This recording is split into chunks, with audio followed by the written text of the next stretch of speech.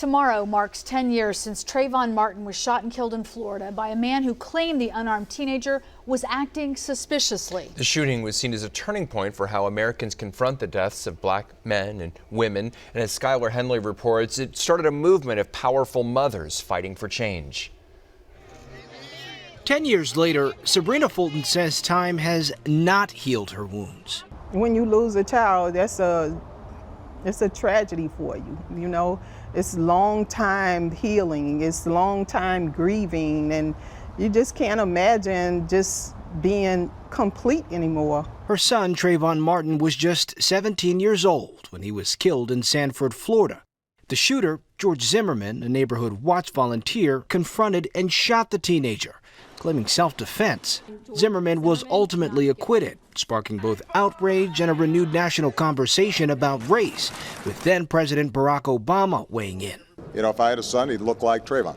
Fulton now stands with other mothers of the movement, women connected by tragedy, fighting racism and gun violence. His smile would light up a room. Georgia Congresswoman Lucy McBath joined that movement when her son was killed. 17-year-old Jordan Davis was at a Florida gas station with friends when Michael Dunn complained their music was too loud and then opened fire. The loss of her son launched McBath on her journey to elected office.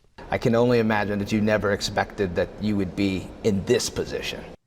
You are absolutely right. Every experience that I've had, whether it be good, bad, or ugly, has all really helped to prepare me for the work that I really believe that I'm called to do now. Her son's killer is serving life in prison, and McBath is using her seat in the U.S. House of Representatives to fight for change. We're still fighting for the freedom for our children and our family to live in this country unhinged with racial bias and discrimination.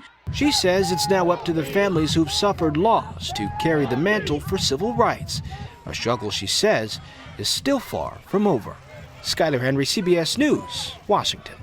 Now, tomorrow, the CBS News will be streaming a network, and the Smithsonian Channel will debut an hour-long special, Trayvon Martin 10 Years Later. The report also airs on BET Monday at 7 p.m.